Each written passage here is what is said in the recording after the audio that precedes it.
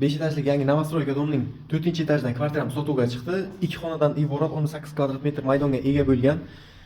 Xo'p, kvartiramizni obzorni ko'ramiz va video oxirida lokatsiyasi va narxini aytib o'taman. Hozir biz birinchi xonasida turibmiz. Ko'rishingiz mumkin, kengligini pardalar bilan o'ralgan. Xo'p, ajoyib lyustralar qo'yilgan. Ko'rishingiz mumkin. Devorlarimiz moyishi aboyda. Televizor qo'yish uchun juda ham ajoyib dekorativni taxlab qo'yibdilar bu yerni. Xo'shkadan kirishda chap qo'lda keyingi xonamiz joylashgan. Ko'rishingiz mumkin, bu xonamiz ham juda ham chiroyli ta'mirga chiqqan. Oyoq taylari laminat qilingan. Bu yerda ham lyustralarni ko'rishingiz mumkin. Juda ham chiroyli dizaynda. Bu yoqda esa sanuzor qismimiz joylashgan. Umumiy, xo'p, arzon o'rnatilgan elektrichniy oynalarimiz bor. Suvdan muammo bo'lmaydi. Suv nasoslarimiz ham bor. Eshikdan kirishimiz bilan to'g'rida esa kuxnya qismimiz joylashgan. Ko'rishingiz mumkin.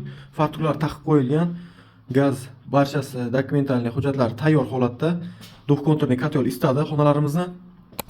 Lokatsiyasiga to'xtaladigan bo'lsak, 5-mikrorayon Lagmanneda joylashgan.